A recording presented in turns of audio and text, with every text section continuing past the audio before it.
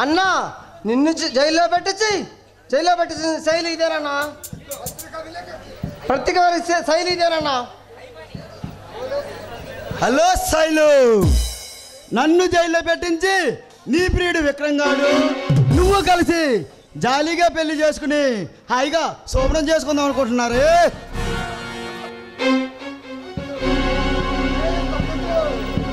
అరే తమ్ముళ్ళు, ఈ అందానికి ఆ మాత్రం పొగరుంటుంది లేరా? ఈ తెల్ల చీరలో దీని అందాలు చూస్తుంటే పిచ్చెక్కిపోతుంది. దీని మల్లె పూల వాసనకి మత్తెక్కిపోతుందిరా. అసలే ఆడగాలి తగిలి చాలా రోజులయ్యిందిరా. ఆకలితో ఉన్న సింహానికి లేడి పిల్ల దొరికినట్టుందిరా. రే దుర్మార్గులారా, మీరా మళ్ళీ ఇక్కడికి ఎందుకు వచ్చారా? ఆ విక్రమ్ గారితో పాటు ఈ ముగ్గురు మనగాళ్ళు కూడా ఈ పక్కలో పాలు పంచుకుని హాయిగా శోభనం చేసుకుందామని వచ్చామే చిత్రాంగి. ఈ రోజు ఈ కాలనాగుల కాట నుండి నీ ప్రియుడైన నీ మొగుడు ఆ విక్రమ్ గారు కూడా నిన్ను కాపాడలేడే.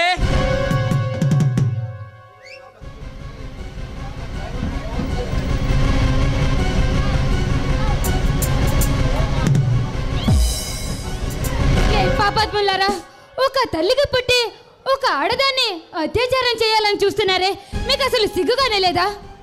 చూడు చిత్రాంగి, నువ్వు చీకొట్టి సేదరించినంత మాత్రాన ఈ ముగ్గురు మనగాళ్ళకి మచ్చేమి పడదలేవే. అయినా ఆడదానిలా ఉండకుండా అడ్డమైన విషయాల్లో ఏలు పెట్టావు. నీ ప్రియుడేమో ఈ కాలాంతుకుల మీదకి కాలు దువ్వాడు. వాడికి కాటికి కట్టేసుకున్నట్టేనే. రే దుర్మార్గులారా, మిమ్మల్ని చూసా మీరు బెదిరిస్తారానో ఆయన లొంగిపోలేదురా. మిమ్మల్ని చావు కొడతాడు.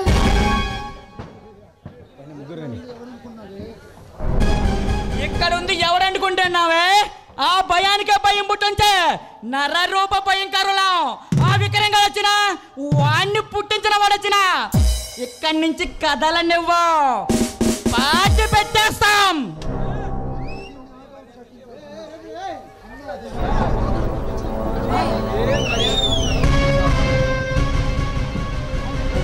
మర్యాదగా చెప్తున్నా. రే మర్యాదగా ఇక్కడి నుంచి వెళ్తారా? లేదంటే మా వారు వచ్చారంటే మీ మక్కలు విరగొడతాడు. అన్నా, దీని శోభనం ఆ విక్రమ్ గారితోనే కాదన్నా, మన ముగ్గురు మనగాలతో ముచ్చటగా జరగాలన్నా.